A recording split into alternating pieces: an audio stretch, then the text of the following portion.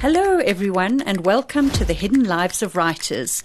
My name is Fiona Snyckers and I'm joined by Gail Schimmel. Hi Gail, how's it going?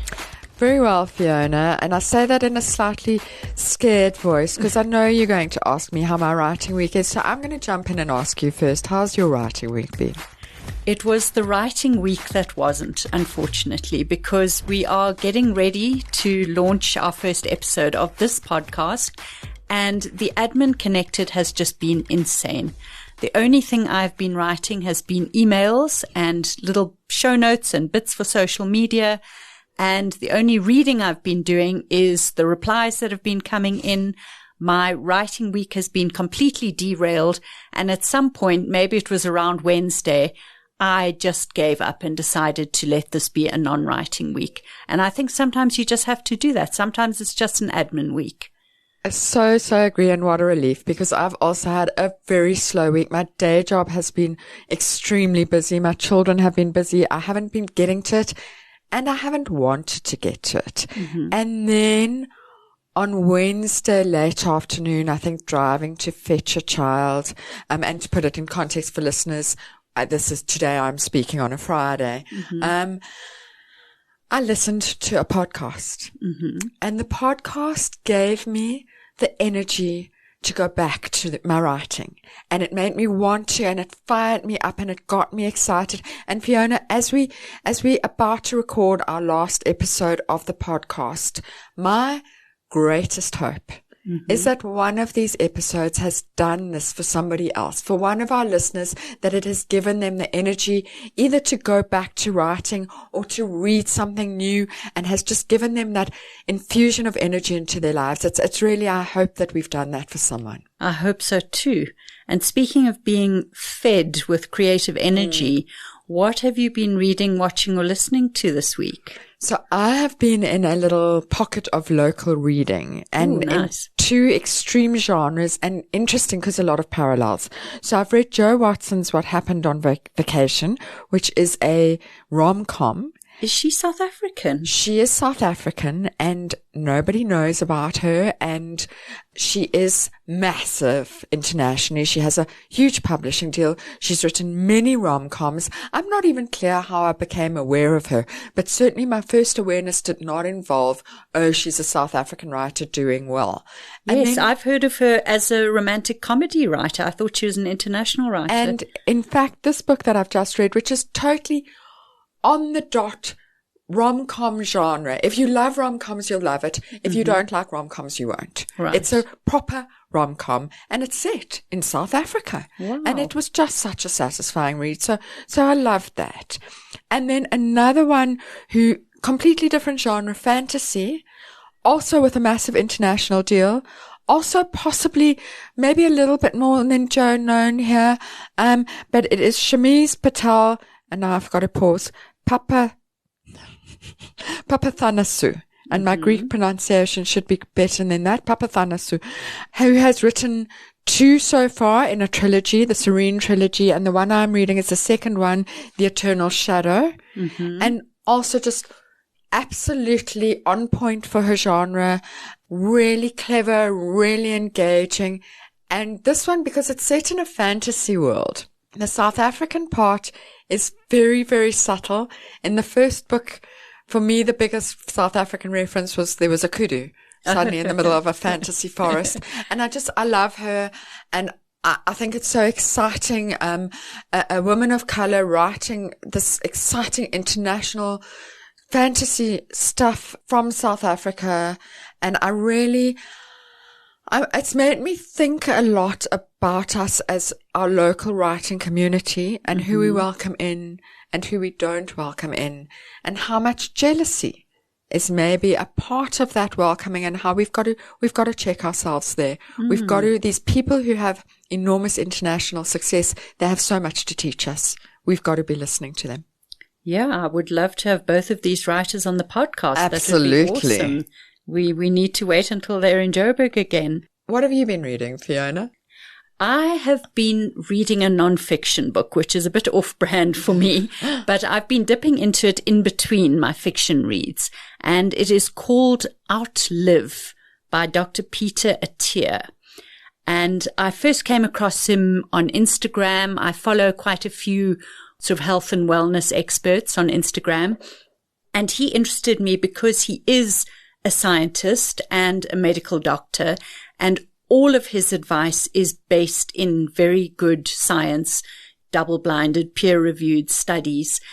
And this book, Outlive, it forces you to think about what do you want to be doing in your marginal decade, also known as your liminal decade. And this means? And what it means is your last decade of life. What do you want that to look like? Do you want to be in a retirement home, maybe in a wheelchair, maybe with tubes coming out of various bits of your body, needing assistance in yes, completely. That's what I want. Needing assistance with all the activities of daily living? Or do you want to be independent? And not just independent, do you want to be surfing? Do you want to be playing tennis? Do you want to be traveling? Do you still want to be writing? And if those are, most people would say, yes, I want all those things. And also I want my last decade to be as late as possible, maybe 90 to 100 or, who knows Surfing. what, surfing at the age of 96. And he breaks down for you, depending on what you want to be doing in your last decade, these are the things you should be doing now. And that to me is so interesting. And I think we all know as women in midlife that what we should really be doing is pushing heavy weights, unfortunately. I believe so. Yeah, that's the advice we always get given. We should be getting stronger, more muscular. We should be preparing ourselves like athletes now for the Olympics of being in our 80s or 90s. And he really breaks it down. It's a good narrative. That's why it appeals to me. It's very aspirational. And he breaks it down into very actionable steps that you can do. You can see yourself doing this. I think this is a must read for me because I am obsessed at the moment with the way the choices you make for me as I'm about to turn 50 are going to dictate the type of old age you have. And I am obsessed with the idea of having a wonderful old age. Yes. So I think this goes right to the top of my to be read. Well, somebody that I hope is still writing books in his 90s is our guest today, Jonny Steinberg. You know him from his books, Midlands, The Number, Notes from a Fractured Country, Thin Blue, Sizwe's Test, Little Liberia, A Man of Good Hope, One Day in Bethlehem, and now most recently, Winnie and Nelson, Portrait of a Marriage. Hi, Jonny, and welcome. Hi, Fiona and Gail. Good to be here. Jonny, tell us, how has your writing week been? Is that something that is even existing for you in this hectic publicity time that you're in? No, I mean, I can't write in the middle of a publicity tour. My writing regime is very fragile. It requires a particular setup, and anything that breaks it destroys it. It means doing a series of interviews and live events, in this case over a period of about 10 days. So, yesterday, I don't quite remember, was 3 or 4 interviews and a live event. It's been a particularly intensive one. I think that overall I'm going to do about 9 live events over a period of 11 days. So it's quite continuous fun work. Or is it exhausting? It's both. When as you two know, when you spend a long time by yourself writing a book, getting it out in the world is special, and talking to people about it, and most importantly, getting surprising perspectives on it when people begin to read it and throw their thoughts back at you. It's what it's all about. It's wonderful. So it's a good thing. I guess the downside is it's quite embarrassing repeating oneself all the time. I mean, if you're doing a lot of media and a lot of events, there's certain things that you want to get across and that you have to say every time. And I don't have the imagination to say it in a new way every time. And there's a danger in boring yourself and exuding that boredom into your audience. So what's really important is your interlocutor, how live they are, how creative they are, how much they surprise you. And I mean, for instance, last night, I did an interview on Kaya FM, and the interviewer, just to a really extraordinary, magical extent, managed to pick up the spirit of the book in quite an ineffable way, not just by what she asked, but just by what she brought into the room. It was really hard to pin down, but she had read the book, she was excited by the book, and she just got it in quite a profound way. And it was there in her tone, in her enthusiasm, in the ways that she was moved. sort of beyond her specific questions. She was just, and that's wonderful. That just wakes you up. It's the end of a long day that happened at 9 p.m. after a day of long events. And suddenly it felt like I'd slept for 10 hours and the day was beginning anew. No pressure on us, Fiona. No pressure at all. Can I ask one more process question before I let you get to the book stuff, Fiona? Go for it, Gail. You said your writing process is fragile. Can you give us an insight into what your writing process looks like? What is a typical writing day for you? So for a start, I can't be doing anything else that's major. I can be doing small things, but I can't juggle writing. I can juggle writing with other things. I can't juggle writing well with other things. Mm-hmm. And so I generally wake up at about 6 a.m. and I read the newspapers for a couple of hours and have breakfast. And then by 8:30, I'm at my desk and I write. It depends, but it's usually for between 3 and 4 hours, so minimum 3, maximum 4. And generally the first 90 minutes or so, there's barely a word on the page. It's just getting back into things. Mm-hmm. And what does that look like? Is that rereading what you wrote the day before, or is it just literally blood from a stone staring at the screen? No, it's always rereading and reading bits of other things sometimes. It depends what's going on in at that moment in the book. And really most of the words come onto the page in the last hour of those 3 or 4 hours.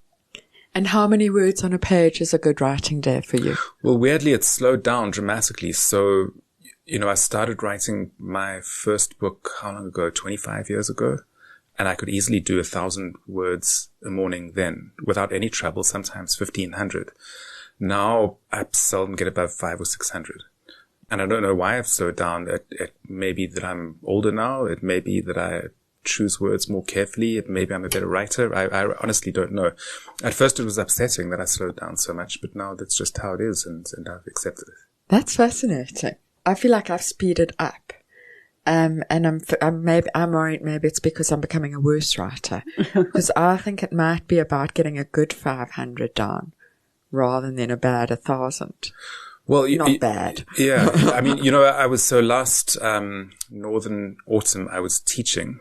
I was absolutely determined to keep writing while I was teaching. And I did. I managed to write every day. And when the teaching semester was over and I looked at what I'd written, it was awful.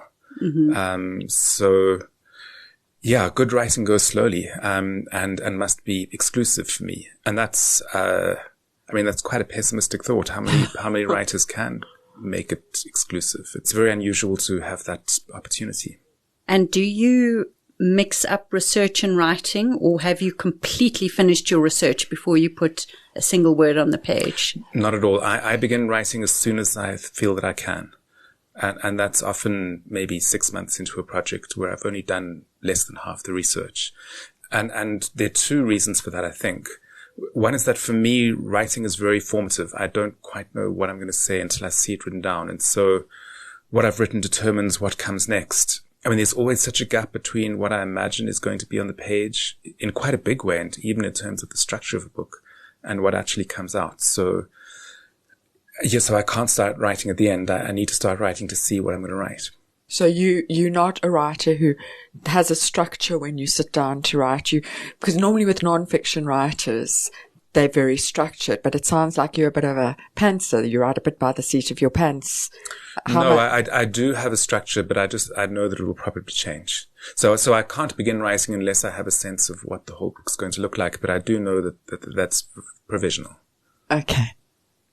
You mentioned your first book, Midlands, which is a story of that contested space between white farm owners and black labourers. And that has, if anything, become even more of a flashpoint in history today than it was when you wrote the book. And it's become a kind of cause célèbre overseas. The MAGA movement has kind of embraced it and gone on to the side of the white farm owners. And it's, if anything, become even more of a conflagration.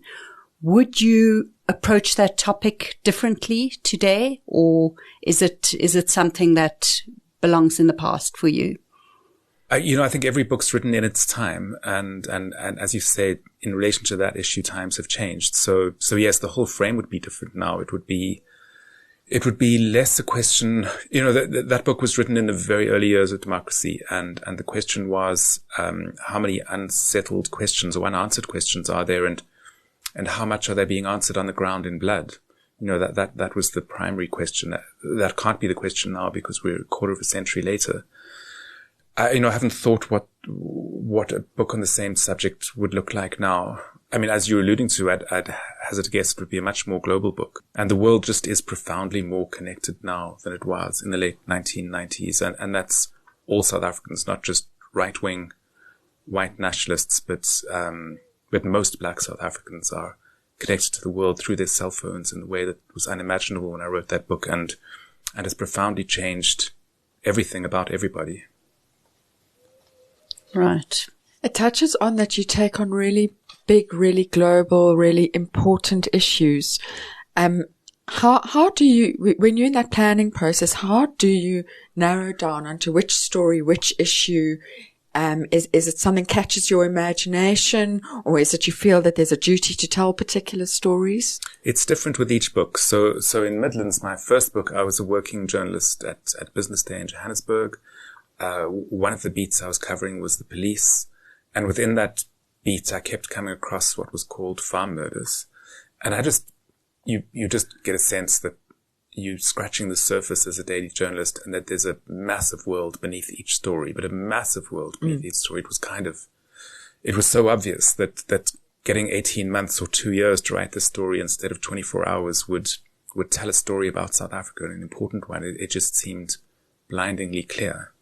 And so I raised money to get 18 months to do this and left my job and did it. Which makes me realize we've left out a very important starter question. What is your superhero origin story? How did you come to be a writer? What did you study? What did you do? How did you end up where you are now, sitting in our studio? Well, being a non-fiction writer, I don't trust anybody's story about their own past, including my own. Fiona witnessed some of it, so she can tell. She can be a fact checker. Well, I should just tell listeners that Fiona and I were at high school together. We were, and so we've known each other since we were about 13. Do you want to out which high school it is, or do you want to keep that as closely guarded? It was Hyde Park High School. Yeah, when we met, Jonny was shorter than I am, and that is no longer the case. So things it was a while ago. All sorts of things change. And then we connected again. I did a doctorate in political theory at Oxford. And Fiona by then was newly married, and her husband, Frank Snyckers, was also studying at Oxford. So we reconnected then. And at that time, I kind of had this choice. Do I stay in the UK and look for a job in academia, or come home? And home was just so exciting. My time at studying at Oxford was 95 to 98. So, literally a new world was being born here in South Africa. And it was so underexplored. There was so much to say. And I wanted to say it for a general audience, not for an academic audience. So I came home, got a job in a newsroom because I thought that was the best way to see the country, and stayed there for as short a time as I could. It ended up being 14, 15 months, and then started writing full time. And I guess, at the time, the nonfiction writer I was most taken by was the New Yorker journalist Janet Malcolm. And reading her work gave me the confidence and the imagination to try and to do what I did. I mean, she was really formative, and there were two things that she did that really blew me away. And the one is that she wrote very intimate, intense stories about individuals, but they were always about the world. They were always about very broad questions, and that knack of telling a small story to resonate all over, I really enjoyed. But I think the more important thing about her work is that she was relentlessly skeptical about what she could know about what she was writing about. And so she placed herself at the center of the narrative, and was she had just incredibly sharp mind, just questioning everything she'd written. And you'd think that would make for bad writing. It's too self-reflective. The story can't get going, but it becomes absolutely gripping. There's a double thing going on. There's the story, there's the subject, and then there's the writer's relation to the subject and whether she knows what the hell she's talking about. And I think that was really important for a white South African writer at the time, because I'm venturing into, South Africa it's a cliche to say it, but it's an astonishingly divided country that you brush shoulders with people in the streets and you know absolutely nothing about them. You can't read them. there's a well of experience they come from that's inaccessible to you. So how do you go into another world which is in your country and know what you're doing? And that kind of continual self-questioning that Malcolm had, was the most important tool that gave me the confidence to go and do that and a way to write about it. I would have guessed that Charles van Onselen was a big influence on you. Would that be accurate to say? Well, I mean, his work is immensely important and has given us vistas of knowledge we didn't have before. But he wasn't an influence for the writing. Right. He was somebody, he was a delight to read and very, very important to read, for the content and for the knowledge. And just marveling at his capacity to open up a world, through the rich texture of daily life, and how he mobilized all sorts of sources to do that. I mean, reading his work is wonderful. But the actual writing, I took models from elsewhere. You've talked about the going into other people's worlds, and in South Africa, in a divided country, and you've talked about doing it as a white man. Can you give us more insight into that? Because that's become more and more controversial. Probably when you started writing, I would imagine it wasn't seen as that controversial. And now there's a big question. Do we have the right to tell other people's stories? Do white people have the right to tell the stories of black people, or must we allow people their own voice? How are you navigating that? So I think there are two different questions there. And the one that preoccupied me when I started writing wasn't whether I was appropriating somebody else's story, but whether I could know somebody else's story. Whereas the question now is that former one. It's one of appropriation. It's whether another person's story belongs to them and them exclusively, and it's not your right to tell. I think that's a very dangerous idea. I think that's, one of the implications is that we really can no longer imagine one another. And if that's the case, it's very dark. It's very pessimistic. It means we live in parallel tunnels and never see one another, and you can't live together that way. You can't build a society that way. But what is very important is that when you venture into somebody else's world, and particularly somebody else's intimate stories, you do so, with deep respect for them, and for vigilance for their dignity. And with the humility to know that to never forget who you are. I mean, I think that all of that is possible. Gail has mentioned your superhero origin story, and I would say that your superpower, as I remember you, is the ability to talk to anyone. Is this 13-year-old Jonny we're talking about now? This is high school Jonny. I remember that you had an almost preternatural ability to move between different high school cliques, whether it was the sporty kids or the nerdy kids or the debating kids or the popular kids or indeed the teachers. I remember going on school tours and looking around, and you would have struck up a conversation with some random adult who just happened to be there and would be deep in conversation with that person. So that ability to speak to anyone and to earn their trust, I believe, is one of your superpowers and has really fed into your books. Would you say that's accurate, or is that not something you can comment on? Well, I do remember being very drawn to adults when I was 13 or 14, partly because I feared people my own age.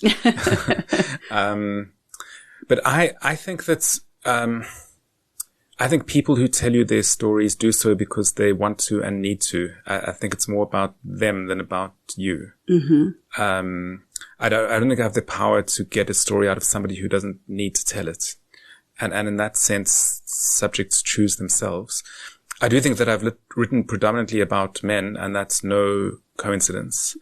I think that men are more comfortable speaking to a strange man than women are. And that about me does determine who I'm going to write about.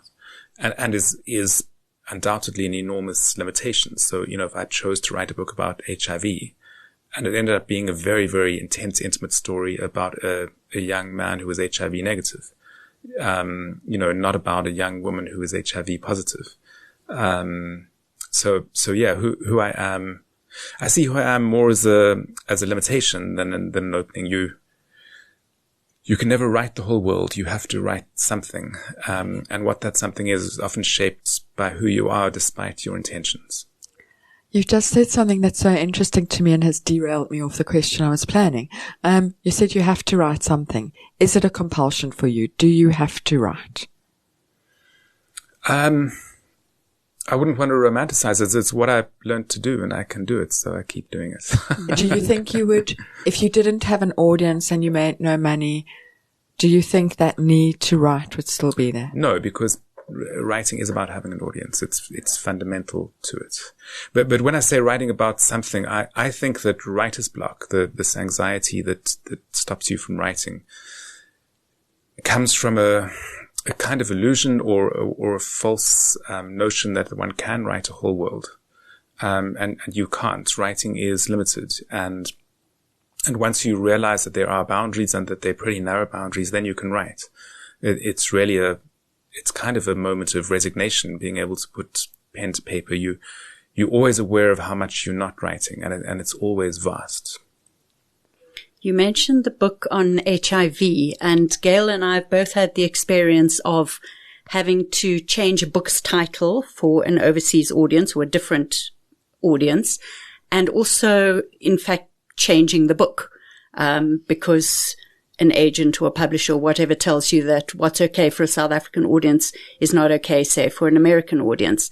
Now, the 3-letter plague in America was published as Sizwe's Test. What was the reason for that name change, and did the book itself change in any way? So I'm terrible at coming up with titles, but I did come up with 3-letter plague, and I thought it was a good title.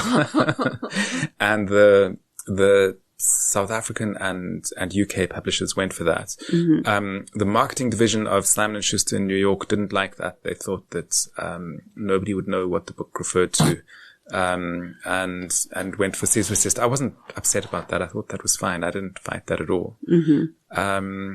In terms of what's in the book, so the way all of my books have worked is that they'd be published in several jurisdictions.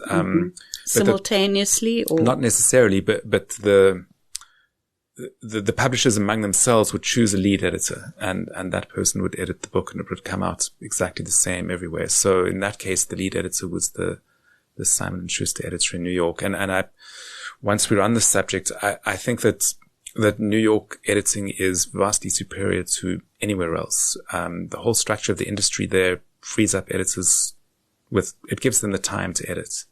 And it's very hard to do that anywhere else. What is that difference? Well, the difference is that they're responsible for far fewer books every year, because it's understood that their job is to read a book 4 or 5 times and to roll up their sleeves and get very involved. And so when my agent and I are putting a book together, the question always comes, who are we going to ask to be the lead editor?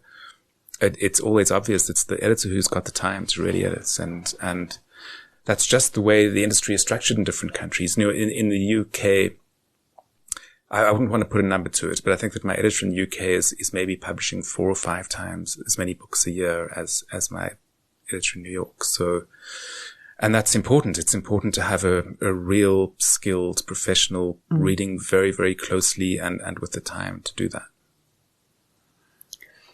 In terms of research, the work that you did for The Number and for Thin Blue, I'm aware that you did ride-alongs with the police and you conducted interviews in prisons and so on. Were you ever in situations where you were physically threatened yourself, where you felt unsafe? Did you put yourself in those situations? Well, I tried not to, but there was one, in retrospect, pretty amusing situation where I'm researching The Number, a life story of a prison gangster. There was a person I really wanted to speak to. He's a very interesting man. He's dead now. His name was Jonny Issel, and he was really responsible for founding the UDF in the Western Cape. He was quite a remarkable man. But for a variety of reasons had fallen out of favor and out of politics, and was running a pie shop in the middle of Mitchell's Plain. And he really had a conception of himself as a grassroots figure who knew everybody and was safe with everybody. And I said, well, where exactly is your pie shop? And he said, don't worry, go to this shopping center in Mitchell's Plain. It'll be young men hanging around, and just ask them where Jonny Issel is. So I went there and there were young men hanging around, and I asked them where Jonny was, and they pulled a gun on me and put me in the car and drove me off. So, Wow, okay. so Jonny was mortified after that. What did they do with you? Stormed around Mitchell's Plain looking for these people. What happened? Where did they take you? So they tried to sell the car, and when they couldn't, they just gave up and they left me in the car. So slightly incompetent hijackers. No, just opportunistic. And actually, they kind of exuded a spirit which wasn't all that threatening, bizarrely given the circumstances. It wasn't a scarring experience. Now, if I let Fiona, she will stay in your backlist for the entire time we have, because there's nothing Fiona likes more than a backlist. I'm going to bring you to the present. You've done something incredibly brave, because you have written the story of Nelson Mandela and Winnie Mandela, which is a story we all feel like we know, and a story we all feel like we own. We all have our own. I feel like it's a story I know, and I know what I think about it. And you've done this really brave thing. Did it feel brave when you started? Tell us about how you decided to write this book. So when I say this, I honestly mean no disrespect to anybody who's written about them before, but I reread the major biographies and felt that when they were written, it wasn't possible to write about these people properly while they were still alive. It just wasn't possible. And it dawned on me we're in a new era, and it was possible for the first time to write about them anew. And I was really confident about that. So in that sense, it wasn't brave, because I knew it was a new era of writing about them, and I wanted to, get there before others did. Was it sparked by coming across the Coetsee Collection? No, I only came across, so to just explain to listeners, about halfway through researching, I discovered that there was a collection of the transcripts of all of the conversations that Nelson Mandela had had with all of his visitors from 1980 to 1990, including Winnie, including his children. I went and obviously got my hands on those transcripts and read them. And are you the first writer who had done that for a biography? No, so it's quite an interesting story. So Coetsee became the Minister of Prisons and Justice in 1980, and from the beginning, he ordered his staff to bug Mandela's visits and to either have full transcripts of all of his conversations or summaries of them in Afrikaans. He left office in 1994, right when the National Party left power, and he took all his papers with him, thousands and thousands of people. I mean, he stole them. They belonged to the state. I was going to say, some would say stole, not took. Yeah. And they sat in his garage until his wife died in 2010, and it said in his will that his papers must go to the Archive for Contemporary Affairs at the University of the Free State. They took the papers. They didn't tell the National Archive or the Mandela family or the Mandela Foundation. They catalogued them, and they formally made them open. You could go and see them, but nobody knew that they were there. And they started feeding them to select historians. So the reason I knew they existed is that two people had written books based partially on them, but neither of these authors went into the personal stuff. There's lots and lots of stuff, including bugged Mandela negotiating with his enemy. The secret talks are there too, and that's what the other books went into. They just left the private stuff, and so that was all new. The very dramatic stuff, Nelson Mandela's relationship with his daughter Zinzi breaking down in front of the bugs, an astonishing marriage being conducted and recorded, all the manipulations and cruelties. I mean, you see this marriage in action, and you see it breaking down and hollowing out in action. In real time almost. Yeah. I mean, it must be extraordinary to read I know I'm going to ask you to speculate. Do you think Coetsee did it? No. Do you think he did it for kind of apartheid spy reasons, or do you think he kind of maybe knew that this was going to be something important for history? Yeah, I think the latter. And I think that he thought that he had an important place in history and that what he did should be preserved. I mean, the irony is that I don't think that the public side of the public work Mandela did that was being recorded, his secret talks with Coetsee and with others, I don't think that they change our sense of what happened around the transition to democracy. I think that they embellish it. And what they really embellish and really shed light on is Mandela's sense of his role. But I don't think they alter our sense of what happened. For me, the most interesting material is what happens with his family, because, and I think it's really quite profound, because one gets a very new sense of who he was. And two things about that new sense. One is that my conception of Nelson Mandela before I began this project was that he was political down to his last drop of blood, and that everything else came second.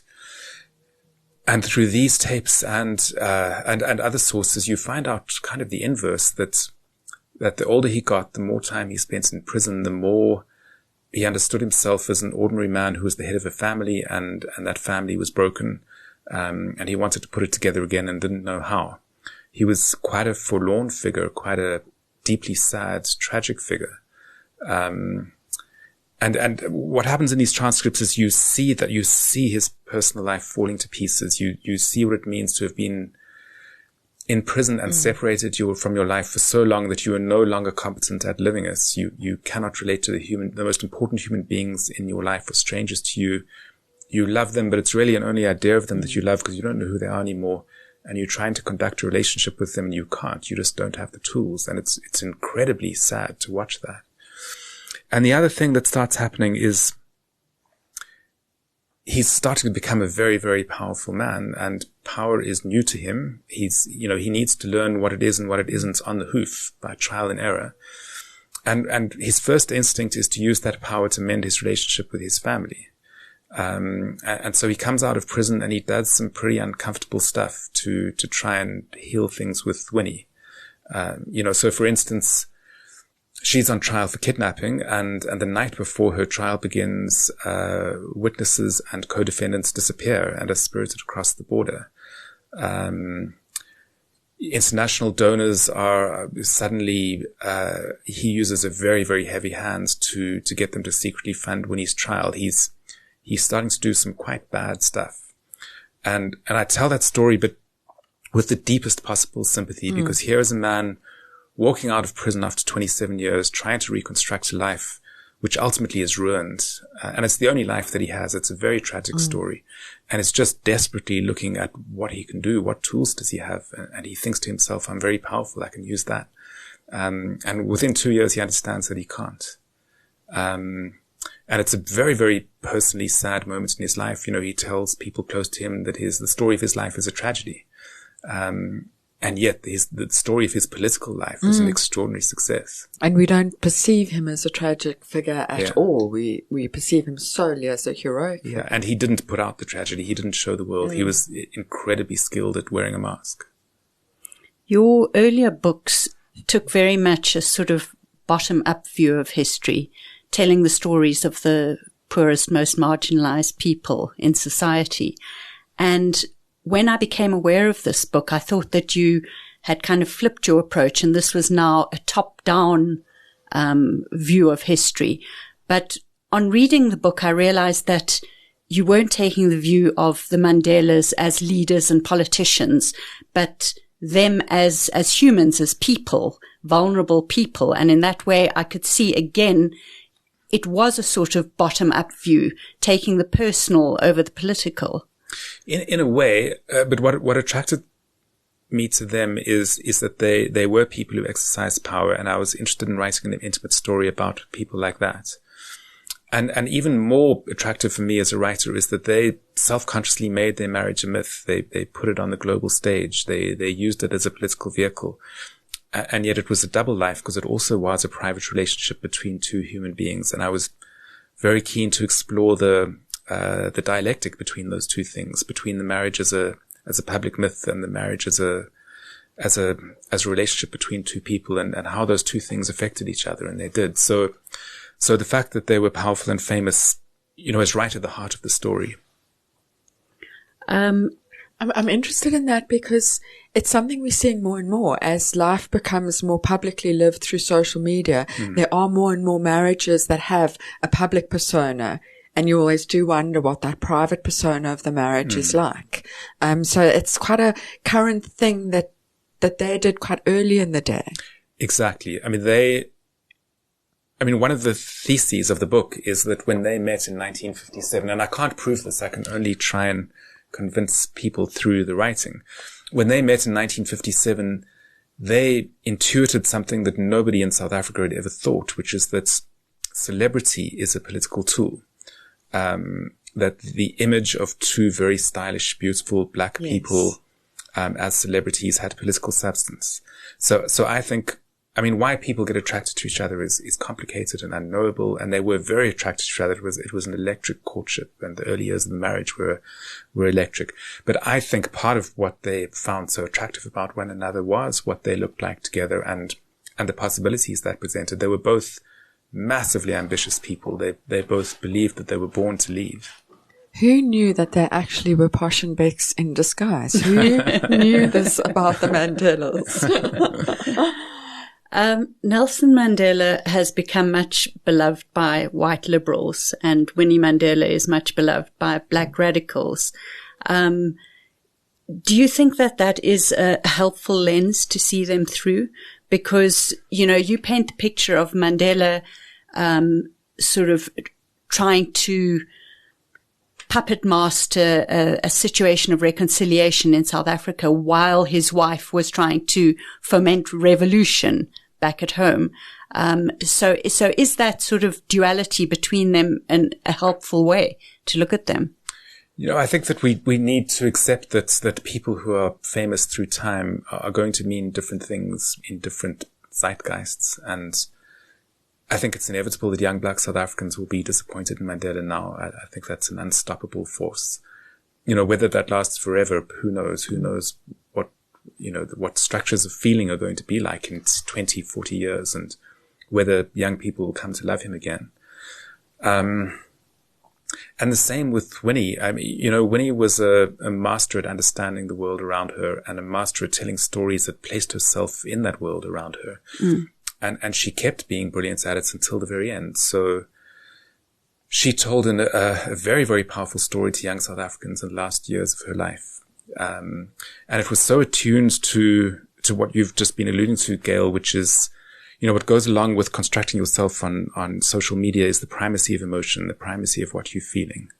And that is Winnie to a T. So Winnie retells the story of her marriage in her last years, and she says Nelson Mandela was not just locked up in jail, but locked up from black experience, that he no longer knew what it was like to be a black South African, whereas she was the embodiment of the pain and suffering of black South Africans, that the apartheid state meted out the brutality on her. Mm. She knew. And because she knew, she would never have compromised if she'd been in charge in the early 90s. She would have fought on. And that is exactly what many young people want to hear. Mm. It resonates. I've met so many young people, young, up to the age of 45, 50. Yes, anyone under 50 is very young. Just putting that out there as a last gasp of youth. Who not only won't hear a bad word about her, but who really love her. And it's a fascinating phenomenon. I want to take a step back to process, sorry, but it's been kind of in my head as you're talking. You're talking a lot about your research. And I'm a writer of fiction. I did enormous research yesterday. I Googled extraordinarily flamboyant names. That was my research yesterday. You obviously do real research. How does one even start? How do you get an idea to do a book like this? What is the first step? Well, it depends on the book. Each book kind of tells you what research it requires. And this is a new departure for me. I've always found a person, decided the book's going to be about that person, and clung to them for a year. And that's been so important, not just to interview them, but to be with them when stuff happens in their life, because that's when the interesting things happen, rather than in an interview. Mm. Here the people are dead and you can't talk to them. And they're also the sorts of people who don't tell you very much anyway. They're just, Nelson and Winnie were both masters at being opaque. And so what you're looking for is what they've left in the world, and what they've left in the world that's revealing, and you start looking at everything. So I was very excited to read Nelson Mandela's letters to Winnie from prison, because the letters can be treacherous things. They can be as opaque as anything, but not when a person is a long-term prisoner and he's trying to live his life through his letters. And Nelson was trying to reseduce Winnie through his letters, remind her of the fact that they were in love. And so they're massively self-revealing documents. So that was a good beginning, and there was energy. Another really sort of really rich and fruitful thing that happened early on is I went to Bizana, where, the district where Winnie grew up, and started speaking to her extended family. Well, firstly, her younger sisters, but then to cousins who were really the repositories of the family history, and discovered early on that she completely fictionalized her past, quite radically. And I immediately got it why she was doing that. She was doing that to protect herself. She was famous. She wanted her privacy, and she protected her privacy by making stuff up. But discovering her true childhood history was a revelation, because while I was doing that, I was also feeding this material to a psychoanalyst who I ended up talking to for dozens and dozens of hours.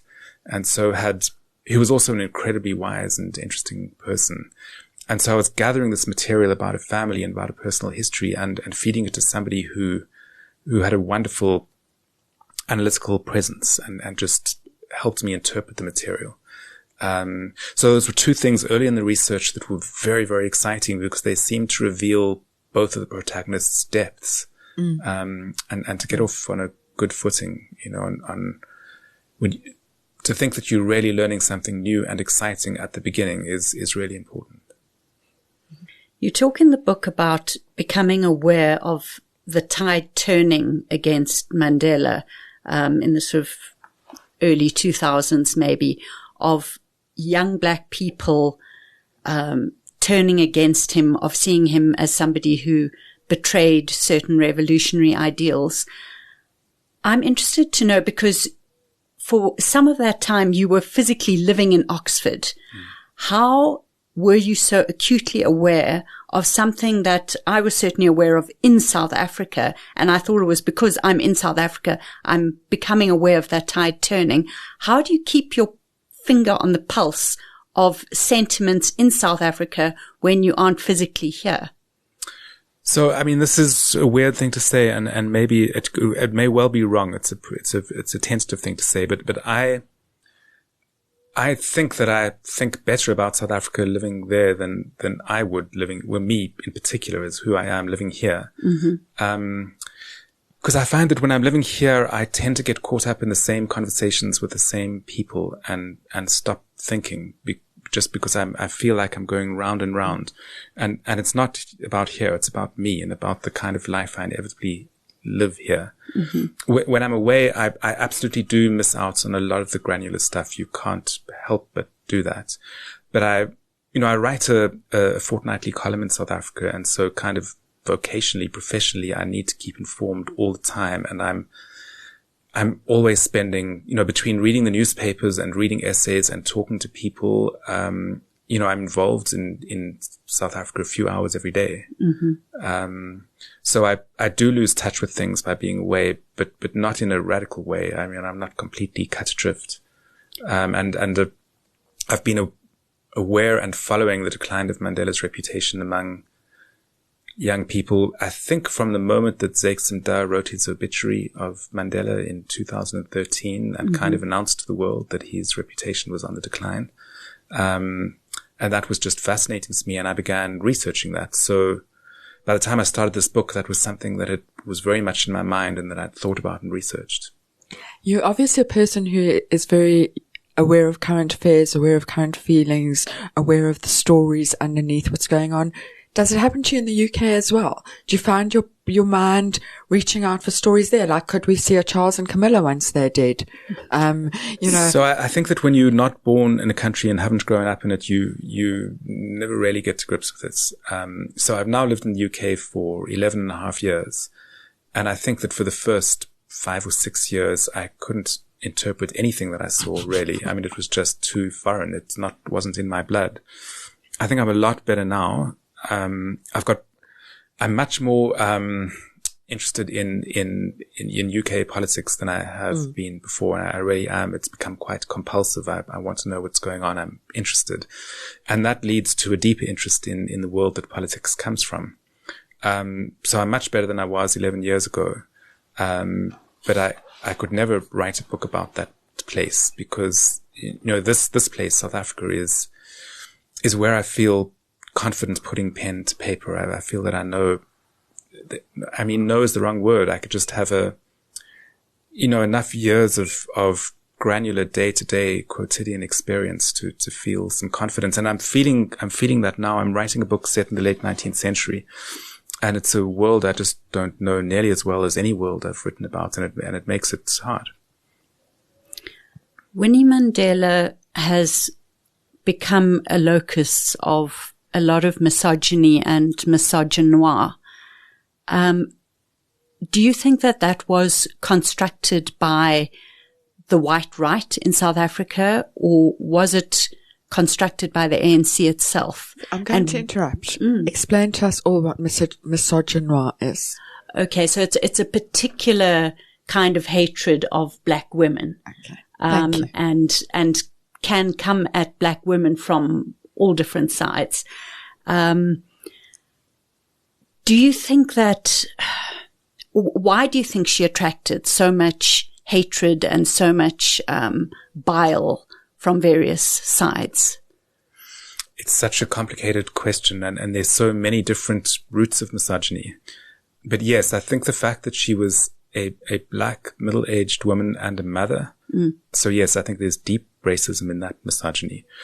But there is also a black misogyny that she is the victim of. And it's really interesting. It's the idea of a woman who is independent, a woman who does not have a man. And often it's a figure of a woman with no children, although in her case that's not so.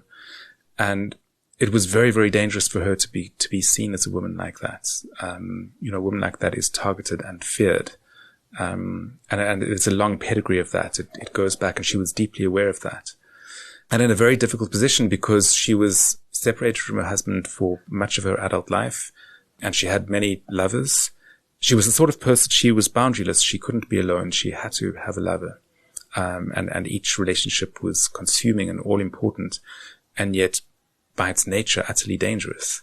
So in Black South Africa as well, she was unacceptable, and she had to walk this very delicate tightrope. And the amazing thing about her is that she had no sense of self-preservation and kept wandering into danger, and came to the brink of self-destruction quite often. And one of the things I found in researching this book was written documents by senior ANC people saying we have to bring her down. And yet she went on because she just had this unbelievable energy. I mean, the very same energy that led her to the brink of self-destruction was the same energy that had her survive again and again. You speak of her with such empathy and such sympathy. Did your view of her change during the writing much? Did you have one view when you started, or did you start with this feeling of empathy for her? I started with a genuine sense that I didn't know yet who she was, and I was going to find out. What I did know from the start is that I didn't want to collapse the whole meaning of her into what happened in Soweto in the late 1980s, that I knew that it had to be, that couldn't possibly be the sum of her. And that is what a lot of people, certainly white South Africans, that has come to be symbolic of her in a way.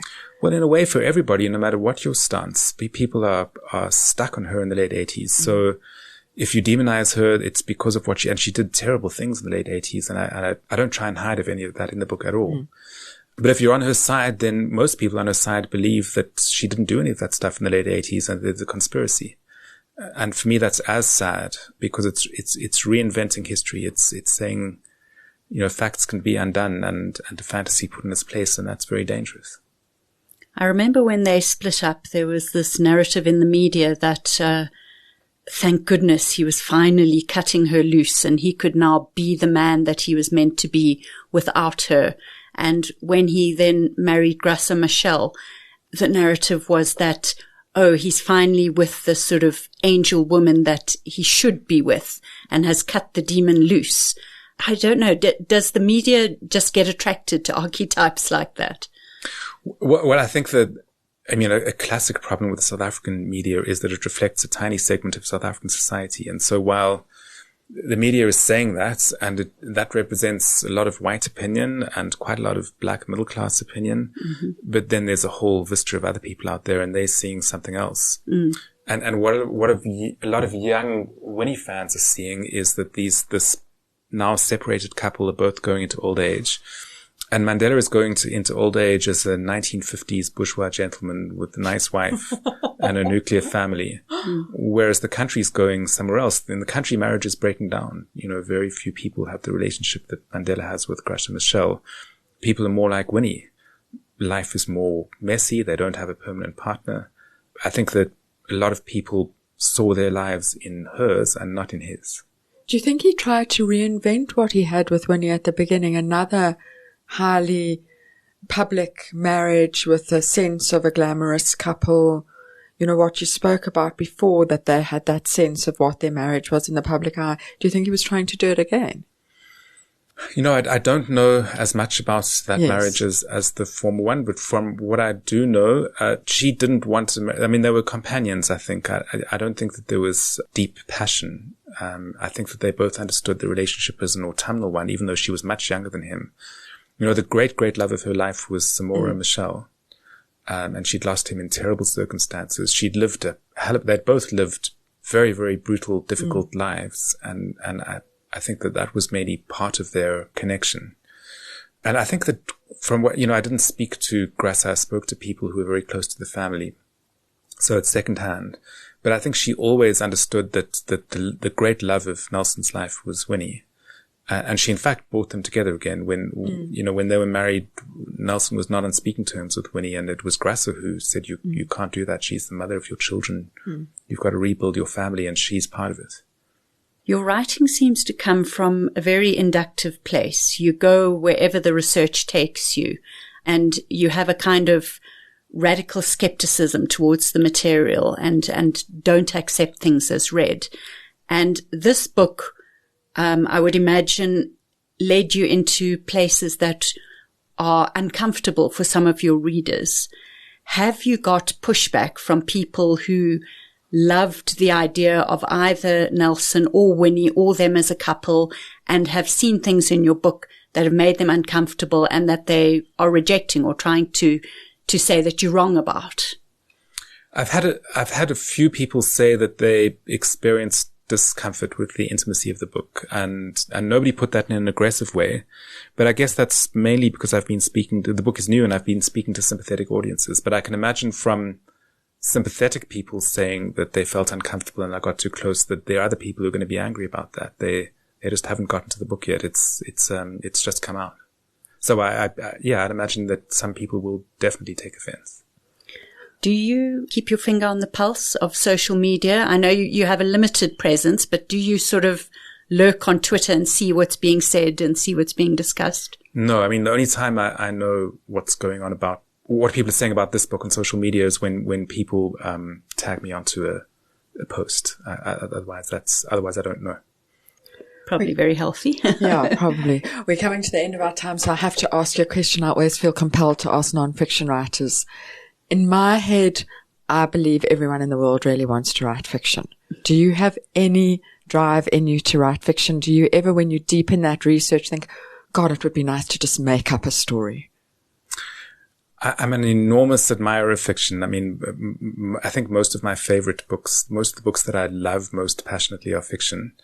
And I also kind of know that I can't do it. I've tried I haven't tried for many years, but I did try long ago and just got face to face with the fact that it's not my greatest talent. I just find it very, very hard. And all sorts of fiction. I also wrote scripts for television. Mm-hmm. And that's an easier fiction because it's much more formulaic. There's a structure to write into, and I found that much harder than nonfiction. So I like to think that I'm wise enough to know what I can do and what I can't do, and that I found what I can do. Well, that leads us nicely into our last question that we like to ask all our guests, which is, what narratives have you been reading or watching or listening to lately that have resonated with you in some way? It's quite weird, but two of the best books I've ever read were written in the last few years. Mm-hmm. And one is Lincoln in the Bardo by George Saunders. Right, yes. And its genius comes from the fact that if you just say the idea, it sounds ridiculous. Indeed. Lincoln goes to visit the grave of his newly dead son, and the story is narrated by the medley of literally hundreds of ghosts who live in that cemetery. who would be stupid enough to try and write a book like that? It sounds silly. And yet the fact that it works is utterly ingenious. It's just extraordinary. It is funny and light and yet very deep and moving. I mean, what he's pulled off there is just gobsmacking. Another book actually out this year, which I think is one of the best books that I've read, is Old God's Time by Sebastian Barry. Oh, yes. I don't know that. It's on my radar. It also, because it does something that you think shouldn't work, that it breaks too many rules. It's a very quiet book and a very intense book, and most of it takes place in one room at one time. It's a retired police detective living on the outskirts of Dublin, really doing nothing all day, until he gets a call from the detective squad he used to work with to help with an old case.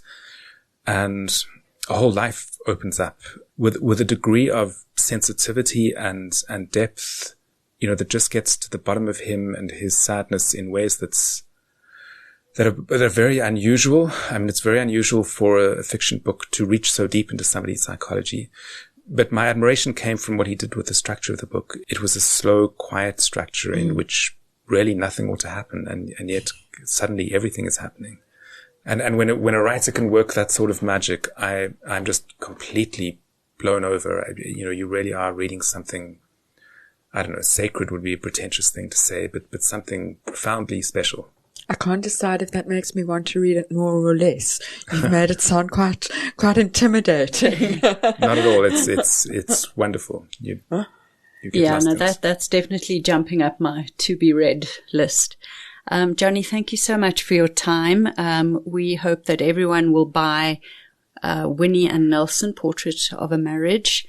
And we look forward to the book set in the 19th century. Absolutely. Thank you. That I haven't asked you more about, that is an absolute miracle. Well, it's been a real pleasure talking to both of you, so thank you. Thank you. Gail, it's not often that we are privileged to have a guest with such a rare intellectual ability in the studio. It was a privilege to listen to him. Fiona, it was a privilege, but it was also a little bit intimidating for me. I have to say, and I'm going to include you in this, I consider myself a fairly clever person. I'm not a complete fool, but I'm not an academically intellectual person. Despite having 3 or 4 degrees or whatever it might be. I did them in a very unacademic way. I'm very good at writing exams. Mm-hmm. I'm not very good at deep intellectual academic thinking. And there were moments there where with Jonny and with you, I felt really quite out of my depth and slightly stupid. And it's an interesting feeling for me, and certainly is a reflection of what an interesting chat we had. It was interesting. And the thing about his books is that they are so accessible. And I think that is why they are so loved and enjoyed, because he takes this very rarefied intellectual material and he makes it accessible. He makes it readable. He brings the story really down to the ground. Like the story of Winnie and Nelson. It's intimate. It's simple. It's going back to the emotions of 2 people in a marriage in very difficult circumstances. And it's so readable. And the reader certainly doesn't feel like the stupid person in the room. Fiona, what is your writing advice for the week? And indeed, for the series, because this is our last episode in our first season. Okay, well, in terms of our season as podcasters, my advice has to do with what I have got out of this season, which is so much inspiration just from talking to other writers. So I would say to anybody listening who's got any aspiration to write, immerse yourself in the world of writing. Listen to the podcasts, follow the writers on social media, track down any interviews they've done. There's so much out there on YouTube. Just be in that space. Go to the literary festivals, listen to them. It will feed you, it will inspire you, and it will really fuel your writing as it has mine. I completely agree with you. And I actually want to talk about something around that, which is, a lot of our guests have spoken about this, and a lot of people outside of the podcast that I speak to, that when you ask someone what book you should read, if you're going to read one book on the craft of writing, everyone will say Stephen King's on writing. That is what writers will answer. Writers, yes. By everyone, I mean writers. Stephen King's on writing is the book on the craft of writing. And when I tell new writers or writers who haven't heard of it, when I tell them that, they'll often say, "Oh, but I don't like Stephen King." And I think one of the things is you don't have to like a writer's writing to learn from them, to learn from their process, to learn from their insights into writing. I think as it happens, I read Stephen King after I read on writing because I thought he's so clever about writing. Let me now get into his writing. And some of his writing I love, and some of his writing I find absolutely mad. But I don't have to love all of his writing to love what he has to teach me about writing. And I think over the season, we've listened to different writers, and different listeners are going to as readers, they're going to like different writers in a different way. But as writers, we can learn from all of them. And I approached Stephen King from a different point of view. I had tried to read a few of his books and I found that they weren't for me. And then I think it was my husband was trying to push me into reading his book about horror, which is Dance Macabre. And he said to me, "You don't have to like Stephen King to like this book." And I read it and I loved it. It was the most fascinating analysis of the genre. And then I became aware of his book on writing, which has since become absolutely my Bible for all things to do with writing. So yeah, I'm somebody who his fiction doesn't speak to me, but his nonfiction is just brilliant, and I would recommend it to everybody. And with that, we end the first series of The Hidden Lives of Writers. It's been such fun, Fiona. It really, really has, and we hope you get a lot out of it. We're looking forward to the second season. In the meantime, if anything about this episode has interested you or led to any questions, please get hold of us. You can email us. You can contact us on the Facebook discussion group. We're on Twitter. We're on Instagram. Gail and I will respond to you. Please join the conversation. You've been listening to another production from Solid Gold Podcasts.